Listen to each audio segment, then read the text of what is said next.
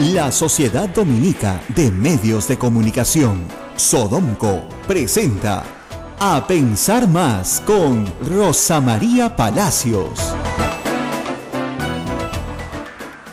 Hola amigos, muy buenos días, 8 de la mañana, 3 minutos. Esta es la Sociedad Dominica de Medios de Comunicación que presenta a esta hora, como siempre, en nuestras emisoras afiliadas, A Pensar Más con Rosa María Palacios, que en breve estará con ustedes en una muy interesante entrevista. Abel Ángeles, buen día. Muy buenos días, Ismael. Y el presidente Toledo reapareció el día de ayer de una forma pública, dando una conferencia organizada por la Organización de las Naciones Unidas.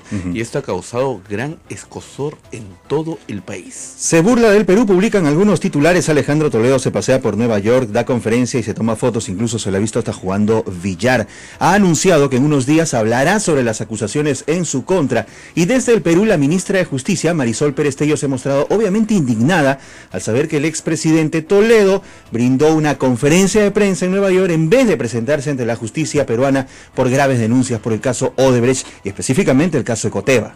Son 20 millones también que están ahí de por medio. Es que el señor expresidente Toledo debería ser más prudente, no debería ser tan público si no quiere que la gente lo deteste más, sí, porque prácticamente ya es una ola de desaprobación total que tiene el presidente en el país. Otra de las informaciones que hoy debemos destacar son las declaraciones del presidente peruano Pedro Pablo Kuczynski desde Ecuador, que aseguró que de ninguna manera aceptaría una renuncia del vicepresidente de la República, Martín Vizcarra, como lo está solicitando el sector de Fuerza Popular en el Congreso de la República.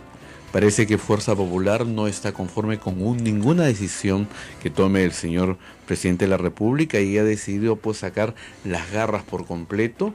Ya salió del cargo el señor ministro de Transportes y Comunicaciones. Pronto van a interpelar al señor Carlos Basombrío, ministro del Interior, y también parece que ya está en la lista de espera la ministra de Salud, la señora Patricia García. Así y es. Por allí también podría seguir tal vez la señora Aljovín, la ministra de la Producción. O sea, es una recatafila de censuras que van a tener, y todo esto ya es evidente que lo que quieren es desestabilizar el gobierno del señor Pedro Pablo Kuczynski. Es evidente. Pero hay otra situación que también nos preocupa mucho, Abel, y es lo que ha estado sucediendo en los últimos días. Y hoy lamentablemente tenemos que dar cuenta de una noticia similar. Al menos 10 heridos al volcarse una minivan informal en Chosica. El accidente ocurrió esta madrugada en la avenida Ramiro Prialé. Esto cuando todavía suena el caso del empresario Guillermo Riera, que provocó un accidente en la Costa Verde al invadir el carril contrario, atropellando a 3 motociclistas que se encuentran fallecidos, lamentablemente, ¿no? Este es un tema recurrente, Ismael, y todos los días tenemos accidentes de tránsito, todos los días tenemos muertos y las pistas se tiñen de sangre. Esto es muy preocupante. Es por eso que el día de hoy Rosa María Palacios va a tener una interesantísima entrevista sobre este tema. Con el señor Luis Quispe Candia, él es presidente de la ONG Luz Ámbar. El tema es obviamente el caos en el transporte, pero eso tras la pausa. Volvemos. Sodomco, Sociedad Dominica de Medios de Comunicación.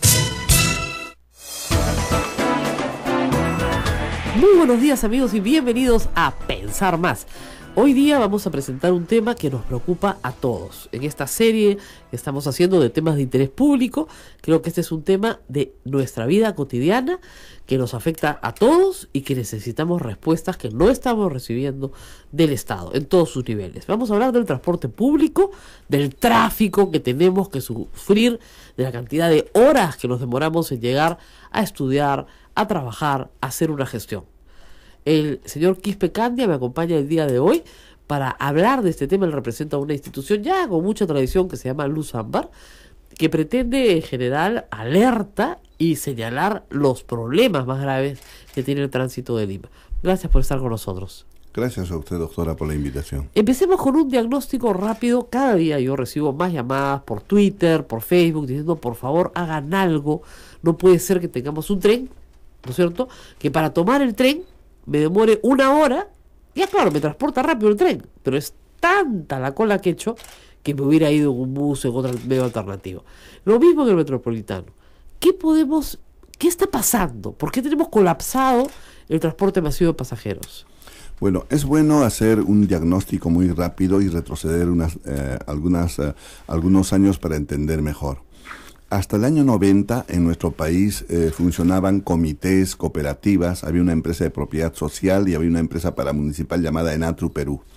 La característica de estas empresas es que eran propietarias de las unidades vehiculares, el cooperativismo mediante ese sistema, pero finalmente eran propietarias de las unidades con sus trabajadores.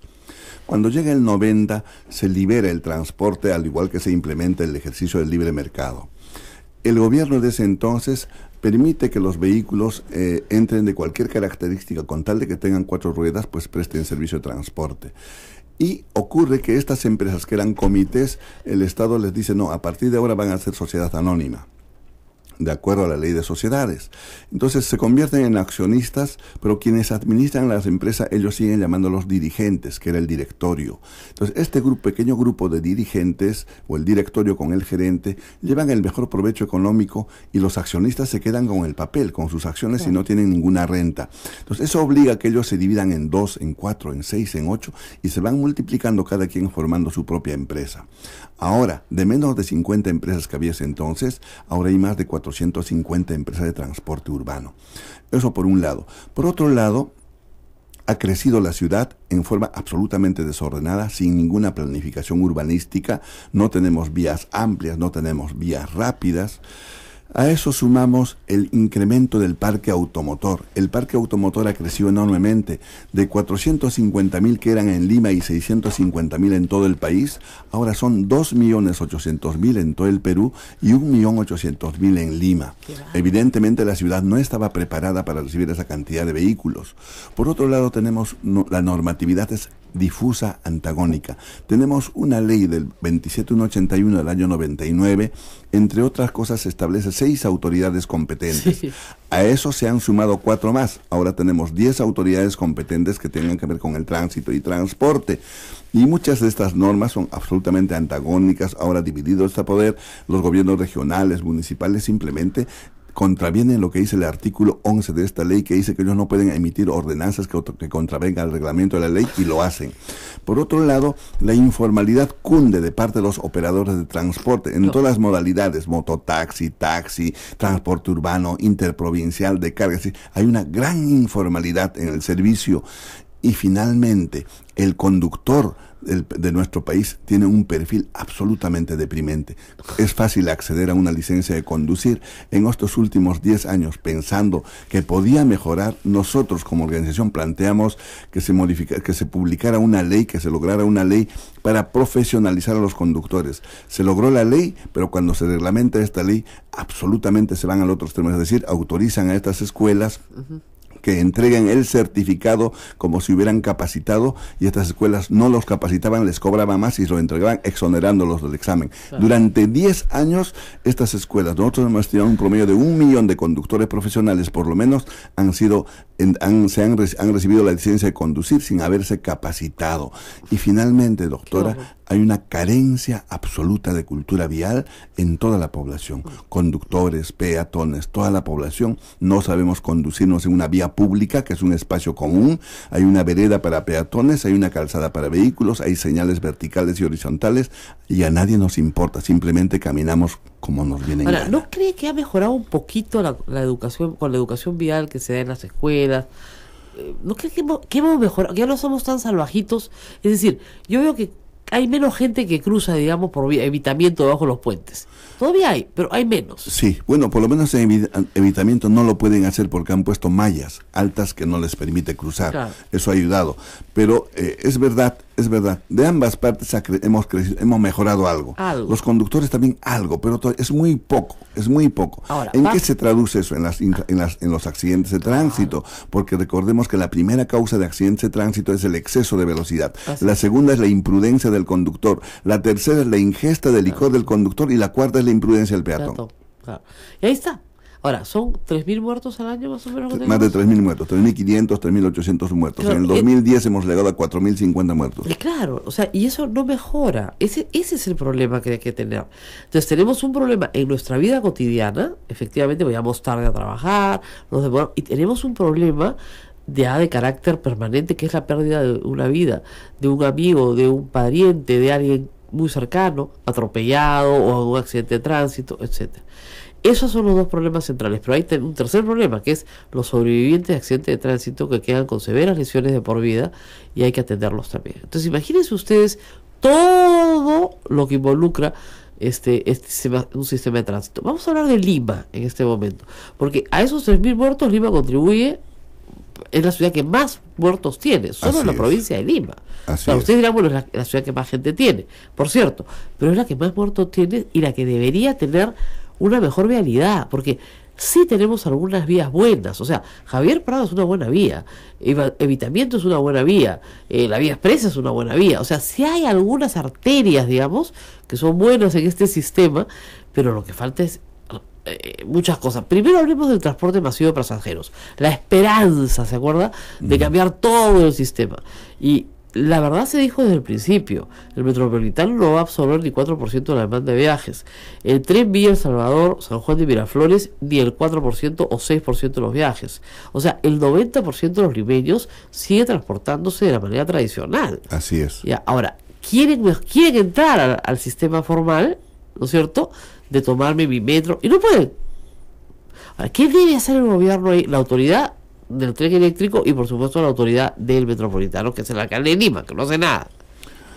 Para explicarlo, es importante pregunta, creo que es importante señalar, nos quedamos en que las empresas se habían atomizado. Pero frente a eso, la municipalidad opta por crear Protransporte. Es una institución encargada de hacer el transporte masivo.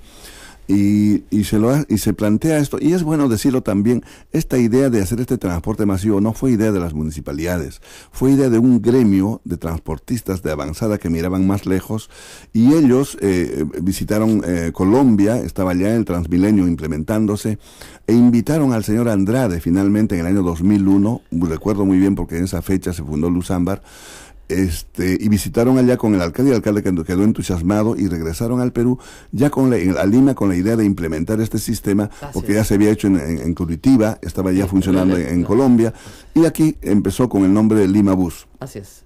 Entonces, esta idea se forma ya en la gestión del señor Castañeda, se forma Protransporte.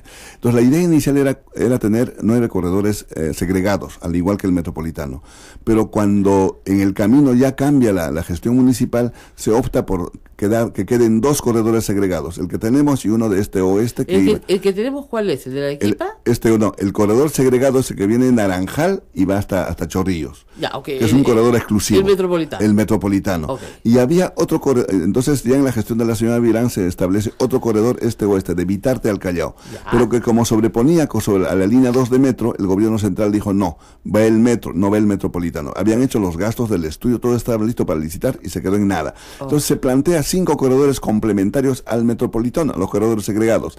De la avenida Arequipa es uno, de Javier Prado 2, y recién ahora esta gestión está implementando el tercer corredor complementario de San Juan de Lurigancho hacia la avenida Brasil. Claro, entonces faltan dos corredores complementarios. Fíjese, la señora Villarán llegó un poco tarde, pero ya al final embalada en sacar los 2 primeros corredores. Se suponía que Castañeda en un año podría haber sacado a los otros 3. No ha hecho nada. Eso es lo que desespera. Entonces, estos corredores segregados, que además, ustedes se acuerdan cuando sacaron el corredor segregado de la avenida Arequipa, lo único que hacían los camarógrafos era treparse a los buses para insultar a Susana Villarán.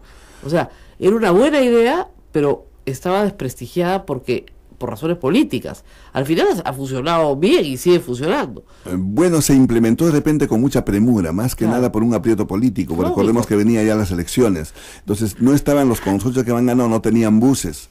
Eran 2 consorcios, no habían recibido capacitación, no había hasta implementado el recaudo electrónico. O sea, una serie de hechos que hicieron que esto se entorpeciera. Se había recortado las rutas, porque las rutas iban de extremo a extremo. Pero digamos, si tú encuentras eso, ¿qué haces? Construye sobre eso. Acá todos tienen complejo de Adán y quieren que volverlo a hacer todo. Había que avanzar en el proyecto. Y se ha quedado ahí, efectivamente, se le autorizó a las empresas tradicionales, se le autorizó por 3 años más. En esa situación estamos. Dijeron, ¿sabes qué? Llegó Castañeda, ¿sabes qué? Todavía no lo vamos a hacer.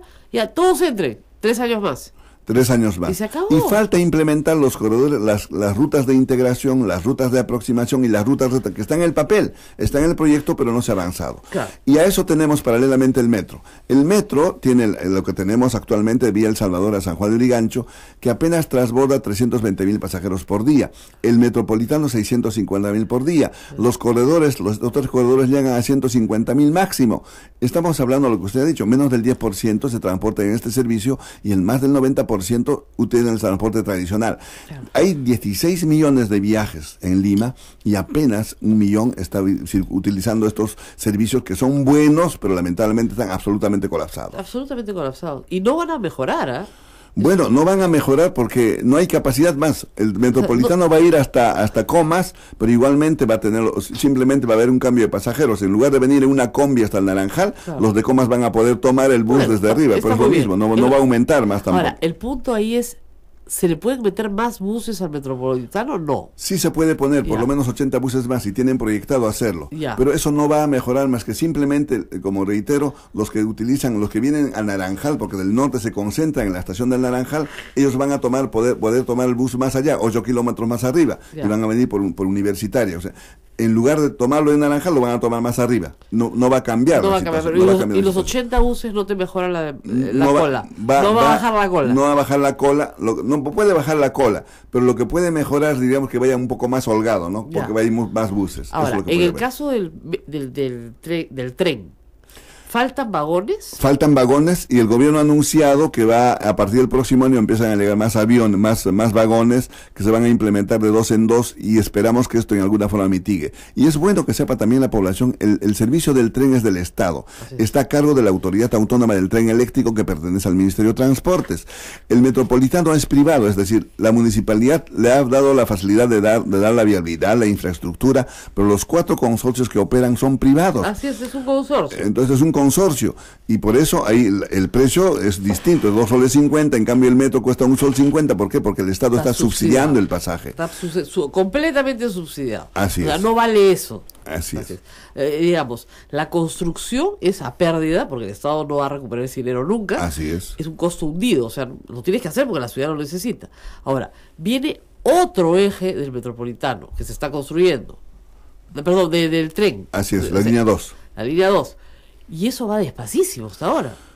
Bueno, no solamente... Con todos los problemas que tuvo Contraloría, que tuvieron que contestarlos. Sí, y no solamente eso, bueno, lamentablemente, no quisiera echar leña al fuego, pero hay que decirlo, yo tuve la suerte de estar en un evento en el que el gobierno francés le regaló el proyecto a la señora Villarán, un proyecto ya que han gastado $1 millón en ese proyecto, y estuvo la embajada francesa con todos sus técnicos, convocaron entregaron a la municipalidad públicamente, y fuimos invitados a un pequeño grupo, y en ese entonces esta empresa francesa o el gobierno francés entregaba el proyecto Tren para Lima, que salía de Chillón, del río Chillón, venía por la superficie hasta Universitaria y de ahí venía por el subsuelo a la Plaza de Armas, a la estación central, salía a la avenida Wilson, recorría toda la avenida Arequipa y luego entraba a Benavides. Pero como tren subterráneo y salía del Óvalo Cabitos, iba al puente Atocongo. Todo ese tramo subterráneo. Ajá. El tiempo de viaje, doctora, 40 minutos. Claro. 40 minutos. Lo que quería subrayar y no le echarle leña al fuego, ese proyecto, los técnicos, los franceses dijeron, lo hacemos en 3 años y el costo va a ser $3.000 millones. Ya. Y simplemente quedó relegado. Ahora, ¿por qué no se presentaron ante la autoridad del tren eléctrico, que a donde correspondía presentarse? Creo debieron hacerlo. Ahora, es más, este proyecto, imagino que la municipalidad lo pasó a la autoridad autónoma. Lo que pasa es que ya tenían priorizados los programas. Además, excede las competencias de la municipalidad. La municipalidad no tiene cómo no tiene capacidad. O sea, tiene que hacerlo el gobierno central. Así es. Ahora, ese proyecto, porque, digamos, todas las empresas constructoras del mundo vienen y presentan su proyecto porque están interesados en que se haga. Así es. Ese proyecto se desechó, pero se hizo otro, que es el de la línea 2. ¿Cómo va eso? Está paralizado porque el Ministerio de Economía tiene que resolver algunos aspectos. La municipalidad también tenía algunas controversias en relación al trazo, pero ya está paralizado en este momento. Está paralizado y lamentablemente... Pero trajeron las tuneladoras, se comenzaron a hacer ya los túneles. Ya están las tuneladoras, han hecho los pozos por donde tienen que entrar las tuneladoras, donde están los paraderos, pero necesitamos que estos túneles empiecen a hacer la perforación del túnel. Y no se ha hecho perforación. Y no se ha hecho todavía, no se ha hecho perforación del túnel. Están haciendo unos preparativos, paliativos, algunos lugares, porque son 3 consorcios los que han ganado esta licitación. Y bueno, están todos los preparativos, lamentablemente está retrasado. Ya, eso es un desastre, pues tú no puedes tener una obra de ese tamaño, que es la cruz, digamos, del eje del metro de Lima parada. Vamos a hacer una pausa, nosotros también vamos a parar, pero vamos a hablar de otras obras públicas que se suponía iban a contribuir a, la felicidad, pues, ¿no? Del tránsito ya particular, y también público, pero particular. Estoy hablando de rutas de Lima, estoy hablando de la línea amarilla, o se llamó en algún momento Río Verde. Regresamos.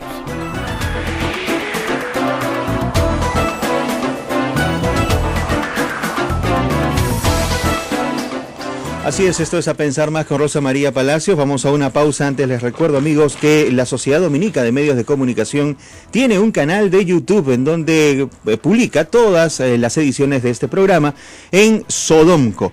Esta Sociedad Dominica de Medios de Comunicación está integrada por Radio Santa Rosa en Lima, Radio Santo Domingo en Chimbote, Radio San Martín Arequipa, Radio Veritas RTV en Cusco, y también estamos con nuestras emisoras hermanas Radio Cepagua Ucayali, Radio Quillabamba La Convención y Radio Madre de Dios en Puerto Maldonado. Estamos también en vivo a esta hora con Facebook Live, gracias a Radio Santa Rosa en Lima. Pausa y volvemos con esta entrevista al señor Luis Quispe Candia, presidente de la ONG Luz Ámbar, para hablar sobre los accidentes y el caos del transporte, no solo en Lima, sino en el Perú.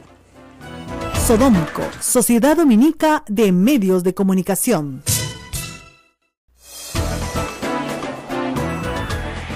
Y bueno, seguimos con el señor Quispe Candia, presidente de la Asociación Luz Ámbar, una asociación dedicada durante ya más de 16 años, ¿no? Sí, vamos por los 16.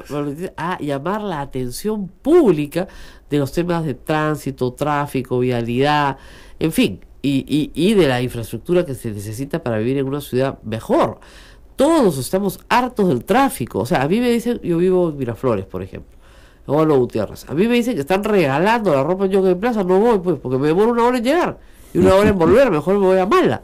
No, de verdad, o sea, es, no sé, cualquier reunión, ¿no? Lo primero que uno pregunta, pero ¿dónde es? Siempre, mejor la hacemos por Skype.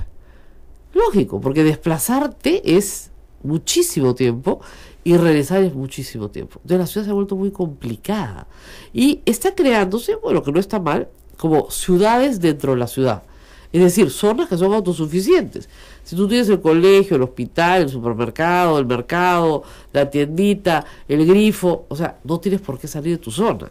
Y eso es lo que le está pasando a mucha gente, si incluso tu oficina está ahí, ¿cierto? ¿Verdad? Pero, digamos, sábados y domingos, salvo que quieras salir a pasear, te quedas en tu zona y así evitas pues el tráfico. Los colegios hoy se escogen por, ya, ¿dónde vivimos? ¿Cuál es el colegio más cerca? A ese. Porque el tránsito, un niño no se puede pasar pues 1 hora y media o 2 horas para ir al colegio. Sí. Ese es el problema. Bueno, o te mudas más cerca del colegio, incluso esas soluciones extremas hay. Todo esto debido al tránsito. Ahora, hablemos de la gran obra pública que se esperaba. No era poca. Todos los puentes que se tienen que hacer en rutas de Lima, Odebrecht ya vendió su concesión, ya que van desde Pucusana, ¿no es cierto?, hasta Comas, me parece, o sea, es hasta el otro lado. A ver, la concesión de rutas de Lima es del Trébol de Monterrico, el Trébol de Javier Prado, hasta Pucusana, por el sur. Y por el norte es del Óvalo Javich hasta Ancón. Hasta Ancón. Y en el tramo del medio está Línea Amarilla, ¿no? Exactamente, pero además habían 2 cosas complementarias: la ampliación de la Ramiro Piralé hasta el Puente de Los Ángeles y la concesión de Graña y Montero para hacer la ampliación de la vía expresa hasta la carretera Panamericana Sur. Así es. Era un proyecto del año 66 que lamentablemente lo dejó Bedoya. Bueno, pero ya lo hicieron, ya lo reactivaron, ya firmaron. Ya está firmado. Ya. Entonces, empecemos por lo más visible: Ruta de Lima. Va despacísimo. Lo que se han demorado para el puente Benavides es una vergüenza. Creo que se han demorado 2 años para hacer un túnel y un puente. ¿Por qué está pasando ahí? Bueno, lamentablemente a eso se han sumado estos escándalos que de público conocimiento, y a partir de ahí han quedado paralizadas las obras. O sea, Yo entiendo y creo que está bien. Finalmente tenemos que en nuestro país, alertado lamentablemente por autoridades del exterior, están tomando algunas acciones, están investigando y entiendo que han paralizado, supongo, las cuentas de Rutas de Lima y ha quedado paralizadas las obras. Entonces yo creo que debe ir por cuerdas separadas. Por un lado, debe sancionarse a quienes sancionan, empezando por las autoridades del más alto rango. Pero la obra tiene que continuar. No lo pueden dejar a medias. No pueden dejar a medias. Hay un contrato por medio, hay trabajadores por medio, probablemente proveedores, etcétera. Y ahora hay un nuevo concesionario. Así Entonces, es. Tiene que exigirse. En el caso de Línea Amarilla igual, ¿no? También claro, otro concesionario. Además, ojo, estos concesionarios ya están cobrando el peaje. O sea, los ingresos de los peajes son para hacer la obra. Así es. Entonces, si ya les dieron la plata, ¿por qué no terminan? Eso es lo que yo no entiendo. Creo que aquí importa mucho la decisión del gobierno central y también haya una decisión mucho más expresa, explícita de parte de nuestras autoridades y realmente reinicien las obras, ¿no? En el caso de... Mire, el puente del Derby está tirado.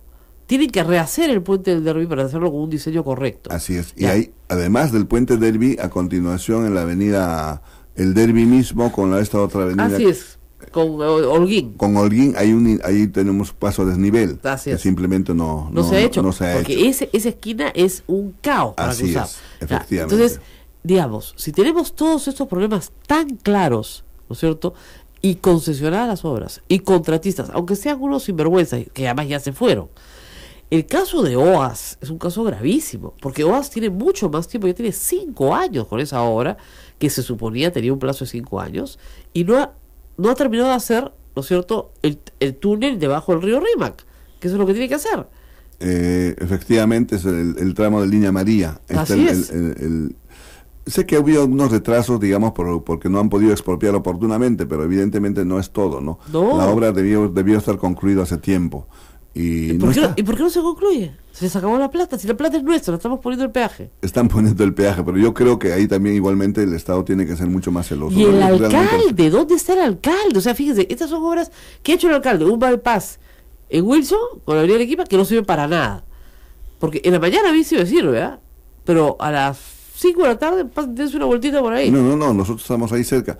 El problema en 28 de julio y Wilson, hay varios aspectos que hay que analizar. Por un lado, efectivamente, ese bypass debió haberse hecho hasta Paseo Colón. Debió haber pasado los vehículos por Paseo, porque el nudo está en Paseo Colón, Así con es. Wilson. Lo que ha evitado este bypass son los giros a la izquierda. Había 4 giros a la izquierda en 28 de julio y Wilson. Entonces se obvió los giros, se viabilizó la avenida Arequipa, pero es carrera de caballos y parada de burro. Claro, no sirve para nada. Como yo digo, te ahorra 2 semáforos. 56 millones de dólares para ahorrarte 2 semáforos. Parece que es una carita a la cuenta. 56 creemos, porque no se han presentado cuentas claras todavía. Lo único que sabemos es que el MEF le prohibió a hacer la pasarela de 10 millones de dólares que quería hacer sobre, ¿no es cierto?, Sí. La avenida 28 de julio. Y el problema es que la avenida 28 de julio ahorita está tirada. Y hay peatones que necesitan cruzar. Porque Exactamente. justamente el proyecto iba a un corredor peatonal Así es. que une con el campo de Marte. Bueno, tirada. Yo creo que está con depresión Lucho, porque esa obra está tirada. No han hecho nada, no terminan, está en la panelería ahí puesta. ¿Ya? ¿Y por qué no van a terminar? Bueno, como esa obra, muchas obras, igualmente también el puente de Bella Unión, ¿no? Así es. Que también colapsó en la época de la señora Villarán. Se demoraron un año casi para instalar el puente Bailey. Claro. Y bueno, ahora están terminando de construir. Entiendo que también hubo problemas con Sedapal.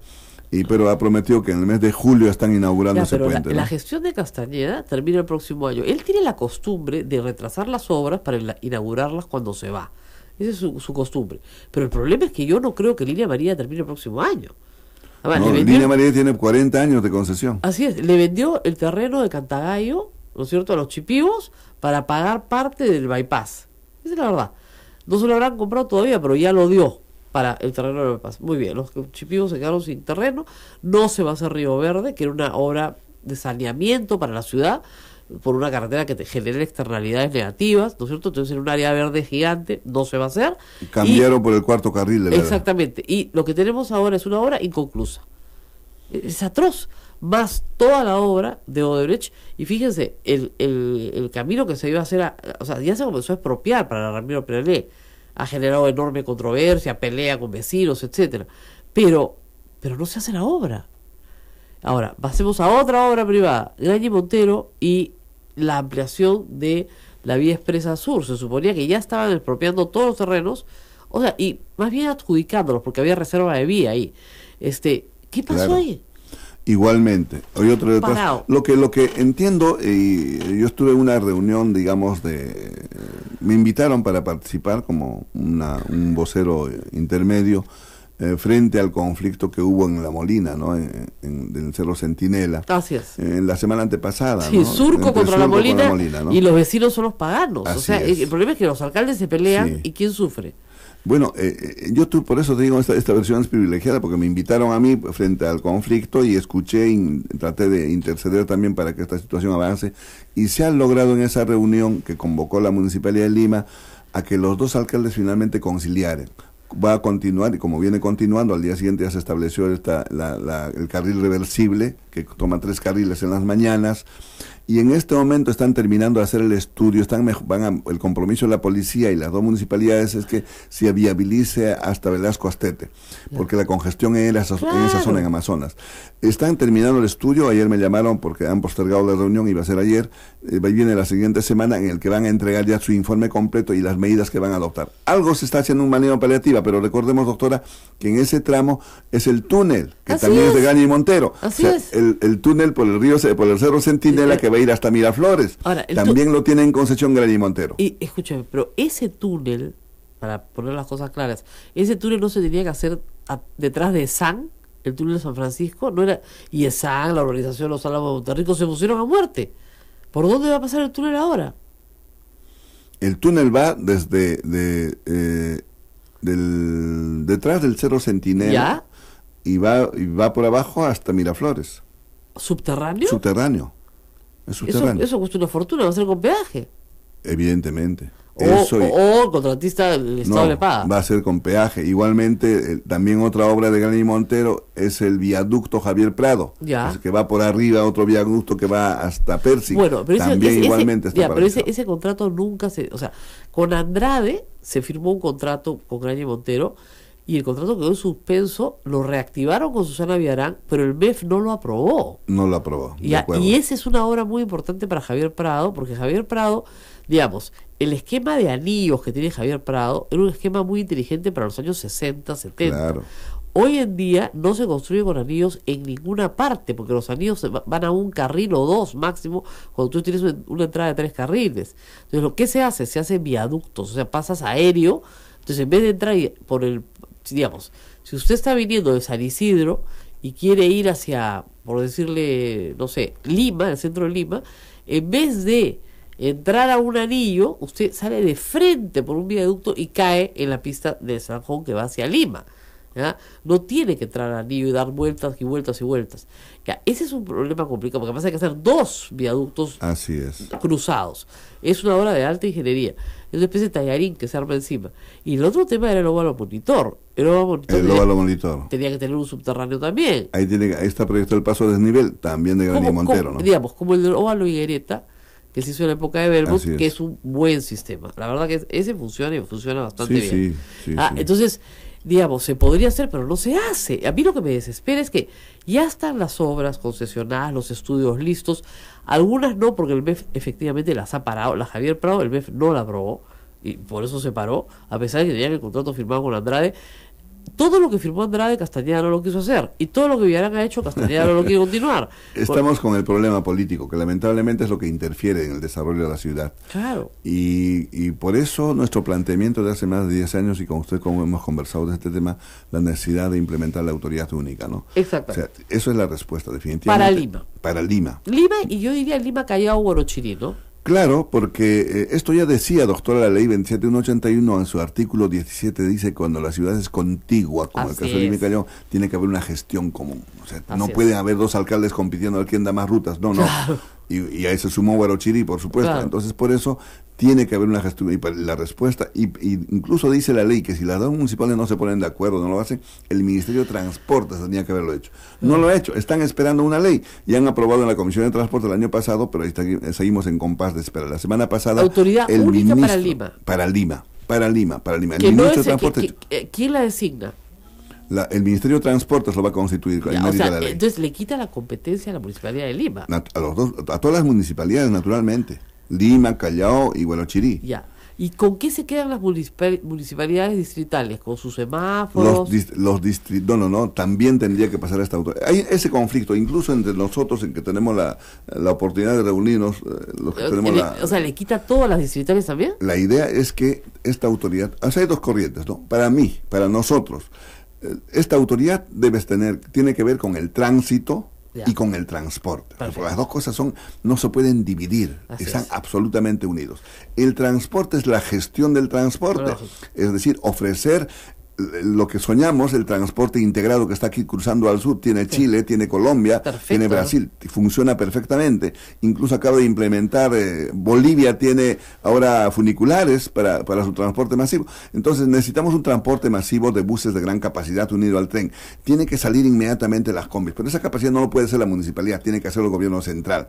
Entonces esta autoridad, evidentemente esta autoridad constituido por el gobierno central, también tiene que ver con el tránsito. El tránsito, ¿por qué? En Lima tenemos 1.250 intersecciones semaforizadas. De esas, solamente 380 son con fibra óptica, que se puede hacer la ola verde con la avenida Arenales, en Petituar. Petituar es una maravilla. Yo vengo por Petituar todos los días. Claro. Entonces, no se puede hacer eso porque no hay fibra óptica. Entonces, necesitamos que se instale fibra óptica en toda la ciudad, que se implemente por lo menos 1.500 intersecciones más. O sea, todo el sistema de tráfico, de circulación, depende de la red vial, depende del sistema de semaforización que se instale en la ciudad. Si no tenemos semáforo, no tenemos cámaras, es decir, estamos aún en la época de las carretas, no se va a solucionar. Por eso para nosotros la autoridad única tendría que tener todas estas competencias. Todas las competencias. Los 42 alcaldes distritales de Lima van a chillar. Bueno, los distritales solamente tienen competencia en lo que es vehículos menores y ellos pueden sugerir el cambio de sentido de tránsito, o sea, la provincial tiene la que tiene mayor competencia, ¿no? Ok, pero si le quitan las distritales hasta el cambio de calle, o que te pinten una línea amarilla para que no te puedas cuadrar, porque eso es lo que hacen los alcaldes ahora, o quién se cuadra acá. Por ejemplo, San Isidro ahorita tiene una actividad grande en algunas avenidas, por ejemplo, Conquistadores y Miguel Lazo, te puedes cuadrar 2 horas, nada más. Si no, te toman una foto, viene la grúa y te lleva, porque lo que no quieren es que gente de oficina se estacione libremente, ¿no?, en espacios y lo deje todo el día ahí en su casa. Exactamente. Pero ¿qué ha sucedido? Esto sucede en el eje, digamos, de Conquistadores, Miguel Lazo. Entonces, toda esa gente que se cuadraba ahí, ¿a dónde se ha ido? A Miraflores, que no tiene esas normas, ¿no es cierto? Entonces se estacionan en las calles adyacentes de Miraflores, que están repletas de carros, porque San Isidro los ha votado. Entonces, claro, si tienes una autoridad única, puedes hacer que estas dos municipalidades coordinen. Naturalmente, eso es importante porque recordemos, las municipalidades distritales lamentablemente han lotizado la ciudad, autorizan estacionamientos en la calle, ponen rompemuellos donde ellos quieren, es decir, hay un desorden. Por eso es importante, no pueden haber 10 autoridades, doctora, por Dios. Eso dice el sentido común, y hay un dicho que dice, no muchas cucharas en un mismo plato causan arrebato. Por Dios, eso tenemos que entender claramente, ¿no? Sí, y no se está entendiendo. Ojalá que el Congreso lo apruebe, que designen como una persona muy competente como autoridad única. Y tendrá que haber un consejo consultivo conformado por los municipios. O sea, la idea es que funcione. Pero digamos, es una especie de Dios todopoderoso. Así es. Y a veces eso es el problema, pero tiene que ser una persona hipercompetente, muy metida en temas de transporte y que tenga mando. El problema es que tienes que tener mando de esta cosa. Ahora, que esa autoridad tiene que, digamos, pedirle cuenta a todos los concesionarios, que son varios, como hemos dicho, que yo de verdad no veo el avance de las obras. O sea, esas obras se contrataron para 4 años, 5 años, y eso fue hace 4 años, 5 años. En la gestión de Villarán, el 2013, yo calculo... Sí, 2013 se concesionó la... Exactamente, estamos en 2017, han pasado 4 años, y eran obras de 4 a 5 años. Es más, Línea Amarilla se concesionó por Castañeda en su gestión anterior. Así es. Ya se tuvo que reformular el contrato porque estaba muy mal hecho, porque no pagaba nada de indemnizaciones a la gente, pero digamos que a partir del 2012 tendría que haber estado funcionando 5 años, 2017. Este año tendrían que haber entregado la obra. Entonces tú no puedes, y el problema, les digo, de la obra pública grande es que también paraliza las vías más grandes, ocupa espacio que podría ser ocupado, digamos, por un tránsito mucho más fluido, y no se hace nada. Yo de verdad no entiendo esto, me parece indignante, ¿no? Y mientras tanto la gente tiene que movilizarse. Realmente estamos regresando a la época de las sardinas.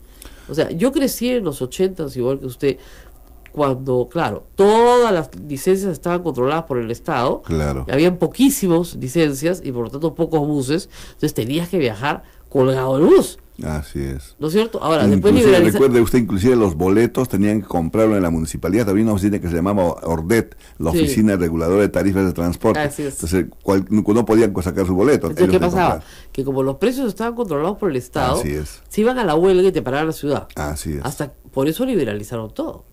Todo. Y Sí. claro, y ahí ibas bien cómodo, pero te demorabas 2 horas en llegar. Entonces, rapidez versus comodidad, ¿ya? Y tarifa libre, que hizo que el Estado nunca más enfrentara una huelga de transporte. Nunca Así más. es. Se Nunca acabaron más. las huelgas de transporte. Así es. Así Bueno, ¿nos tenemos que despedir? ¿Ya? ¿Terminó? ¿Pausa o nos despedimos? No, tenemos que hacer una pausa, me dice, y regresamos todavía con el señor Quispe Candia para hablar de más cosas que tienen que ver con el transporte. Yo pensé que era el último bloque, me dicen que creo que tenemos un bloquecito más. Volvemos.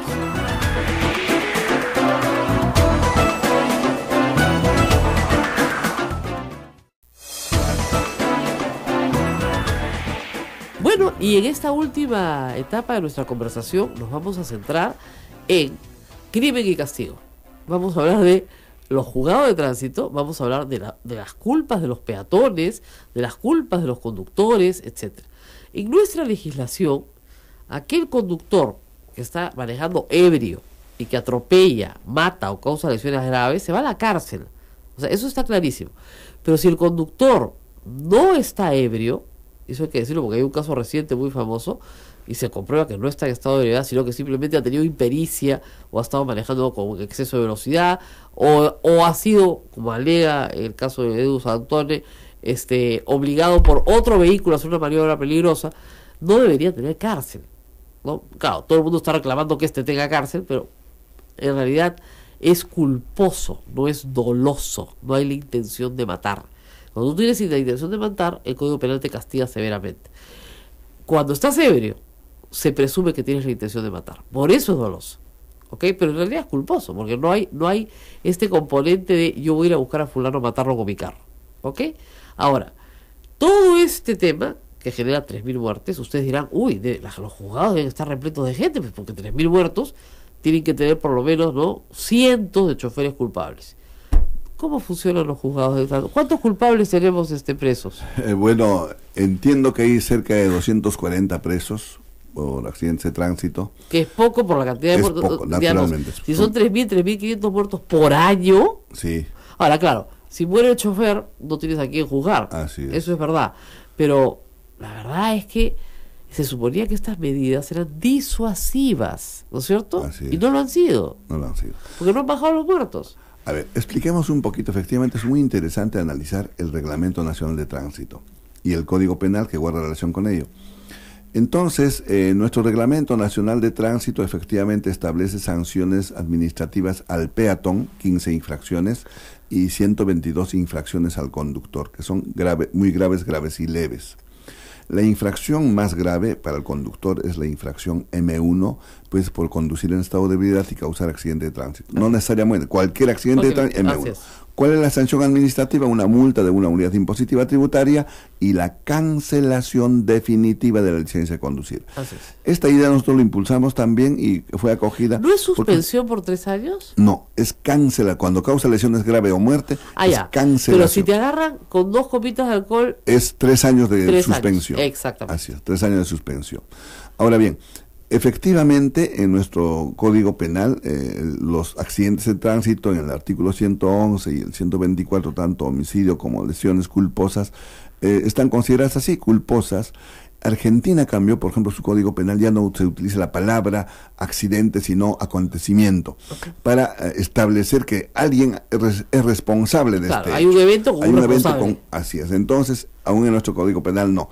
Entonces, pero lo que sí ha cambiado, y hay antecedentes de esto, es que cuando los accidentes de tránsito son efectivamente porque no son intencionales, pero sí ha tenido en el momento, tuvo una decisión propia en el que podía haber causado daño y lo causa. El caso de Ivo Dutra es sumamente ejemplar, en el que el conductor, los 2 carriles vehículos estaban detenidos, primer, segundo detenidos por el semáforo en rojo, el tercer carril estaba libre y viene el ómnibus de Orión, pasa, atropella a Ivo Dutra, que utilizaba el crucero peatonal correctamente, atropella y mata.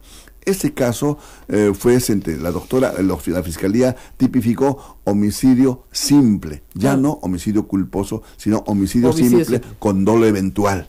Así es. Esto se está dando. ¿Qué pasa? En nuestro país nosotros impulsamos, doctora, esta ley de los juzgados de tránsito. Así es. Entonces, esta ley ya ha creado jueces administrativos, civiles y penales. En Lima tenemos 10 juzgados en total de tránsito. Tienen una tremenda carga, digamos. Sí, tienen enorme carga porque va llegando a ellos todos los casos. Los han liberado solamente, por ejemplo, el conducir en estado de ebriedad, que era el mayor. Claro. Los han liberado porque ya está constituyéndose como fragancia. Entonces solo en otros jueces. Entonces, pero sí tienen carga procesal. Y lo interesante, doctora, si han atendido, hay sentencias del 40 y 60% de los casos en los juzgados. O sea, algo ha mejorado. Ahora, pero necesitamos que esto se implemente. Ahora hay que decir una cosa, no hay prisión efectiva. En estos juzgados penales de tránsito, o sea, puede haber multa, puede haber reparación, pero son penales, ¿no es cierto? ¿O son administrativos? No, son penales. Y hay prisión, doctora. Se ha establecido pena privativa de libertad. Entonces, digamos, pero la mayoría son...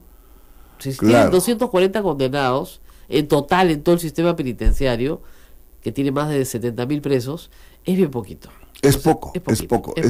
Ahora, también yo quiero decir una cosa para ser justa. Nadie quiere causar un accidente de tránsito. Yo creo que no hay una voluntad ahí. Y para que haya una pena con cárcel, tiene que haber voluntad de matar. Y acá no la hay. Puede haber negligencia, impericia, ¿no es cierto? Pero todo eso es culposo, no es doloso. Por eso es que la gente no va a la cárcel por matar, salvo que esté ebria.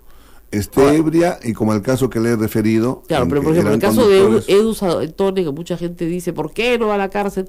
Porque no estaba ebrio, pues. Le pusieron una pena de prisión definitiva de 4 años, yo creo que por presión de la familia de la víctima, lógico, y es natural, y por presión de los medios, ¿no? Pero luego le cambian la condena, se esconde, que está mal, le cambian la condena a pena suspendida, y dicen, pues porque tiene plata. No, es que, de verdad, a una persona que no estaba ebria no le corresponde prisión definitiva. Lo que sí que sería bueno, y esto es ilustrativo para nuestros oyentes, fue el caso también del chico que se fue atropellado en Asia el año pasado, creo. Así es. Ahí se dio también este caso, en que no pasó el dosaje etílico. El joven fue a la clínica, estaba en estado de shock, se retiró a su casa. Pero, doctora, es importante señalar a nuestros oyentes, y los conductores deben saber que para el dosaje etílico no tienen que ser notificados. El reglamento dice, en un caso de accidente de tránsito, está la lista de las obligaciones del conductor. Tienes que ir de frente, tiene que ir, de frente a la comisaría. Tiene que denunciar el hecho y someterse al dosaje etílico. Así es. Entonces, ahora, este chico, ¿qué pasa con una persona que se escapa y se niega a hacer el dosaje etílico? Lo que tendría que hacer la norma es presumir que está borracho. Así dice la norma, doctor. Así es. Entonces se presume que está ebrio. No le conviene para nada. Porque imagínese usted que tiene un grado de ebriedad muy bajo, 0.1. Mejor que se haga el dosaje. Claro. ¿No es cierto? Porque no va a tener la sanción que espera tener. Ahora, evidentemente, ese caso fue grave porque el chico se escapó. No causó muerte, gracias a Dios, pero sí lesiones graves, porque además la impericia fue manifiesta, lo atropelló 2 veces. Cierto. No una, 2. Entonces, paró, retrocedió y lo volvió a atropellar. Entonces, de una impericia absoluta. Ahora, lo mandaron 9 meses a prisión. Es verdad. A la prisión de Cañete. O sea, ¿no? ¿Y qué pasaba? Que es verdad, como era el hijo de un ministro, de un ex ministro, la prensa lo quería ver preso 15 años. ¿No es cierto? Y no era la familia de la víctima la que estaba, digamos, promoviendo la cárcel. Lo que querían es que tuviera efectivamente una sanción, pero una sanción acorde con el daño y con su impericia, ¿no? Ahora, lo que es cierto también es que yo creo que muchas de las costumbres respecto al alcohol han cambiado. Hoy hay un sistema de taxis muy bueno en Lima, eso ha mejorado. Se puede llamar por teléfono y te recoge rápidamente. Y están dejando los jóvenes de usar el automóvil y beber. Eso sí creo que ha sido un cambio. No sé si usted lo habrá notado, ¿no? O sea, sí, lo hemos mejorado. Se hace una reunión en casa, llegan 20 y no hay un carro afuera. Pero sí todavía, doctora, las estadísticas muestran que al año la policía está interviniendo 10.000 conductores en estado de ebriedad. Obviamente, se paran en barranco, están todos, pues. Claro. O sea, fíjese, 10.000 facilísimo. ¿A 100 diarios? Así, es facilísimo. No hay problema. Y llegan bien rápido. Entonces, ese es el problema. O sea, hay zonas de Lima, si hablamos solo de la ciudad de Lima y no de todo el Perú, hay zonas de Lima donde se vende trago, te diviertes, ¿no?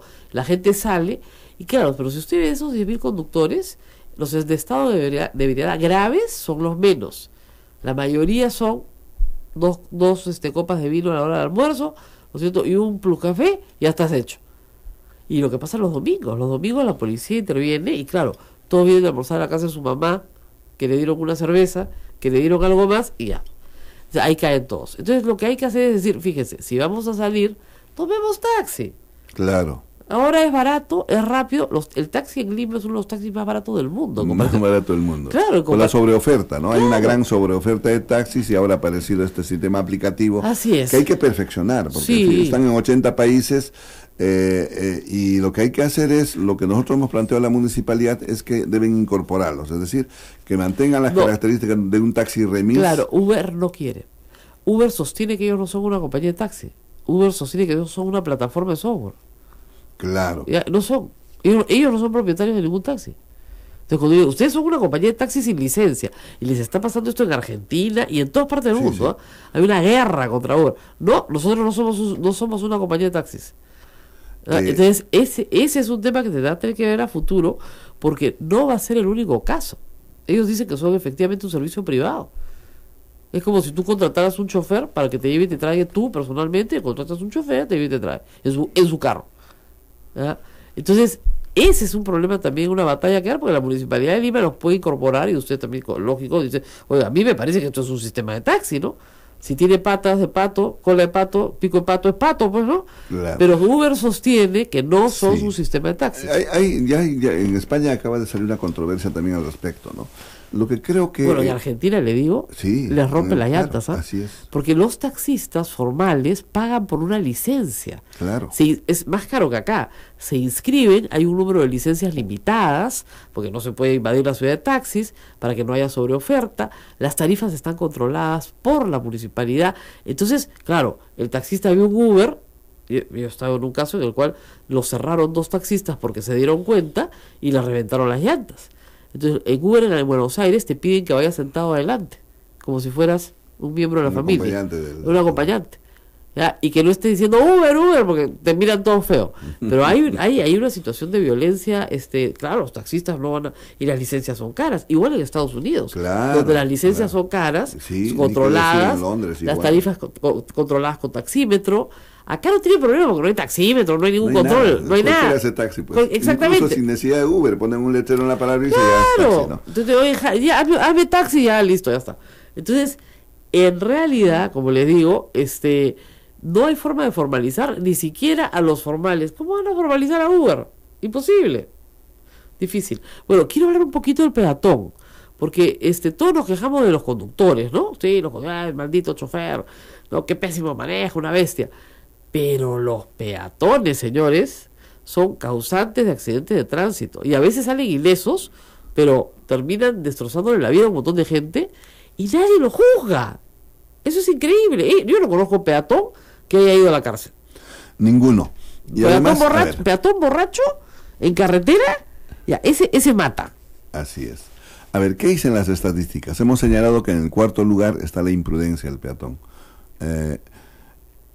O negligencia. Entonces, ¿qué es lo que ocurre? Efectivamente, las estadísticas del caso de atropello, los casos de atropello, del 100% de atropellados, el 60% es por responsabilidad del peatón. Y porque está ebrio, probablemente. Y del 100% de atropellados, el 50% en estado de ebriedad. Pero miren, pues, es un escándalo. Así es. Decía, no voy a llevar carro para que no me pase nada. Perfecto, me pego una tranca y de ahí quiero cruzar el evitamiento, sin mirar, ¿no? Entonces, claro, frena un carro, frena el otro, se estrella contra el otro, es decir, y de repente el tipo sale caminando tranquilo, ¿no? Y ha causado un accidente espantoso. Hay que tener más cámaras, por supuesto, para hacer... Sí, naturalmente. Pero no conozco peatón preso. ¿Usted conoce peatón preso? No hay ninguno, y vamos a explicar algo más. Entonces, en el año 2001, cuando se reglamenta, el primer reglamento nacional de tránsito, establecía infracciones a los peatones, claro, sanciones pecuniarias. Y el ministro Cornejo dijo, vamos a hacer multas, hizo unas campañas. Claro, y en el 2009, recién se implementa efectivamente. Así es. Entonces, a partir de ahí, el Consejo Nacional de Seguridad Vial ha indicado que se han puesto 37.000 papeletas a los peatones. Que no nadie las ha pagado. Y solamente han pagado 700 personas. Claro, y ahí me incluyo siempre yo, ¿no? No tengo papeleta como peatón, pero si la tuviera la pagara, porque claro, somos los tontonazos que pagamos todo, ¿ah? Siempre, pero imagínense, después de 37.700, y el resto no lo van a perseguir. No lo van a perseguir. Porque es gente pobre que no tiene nada. Hay varios aspectos. Nosotros estuvimos a favor, por supuesto, de la imposición de papeletas a los peatones.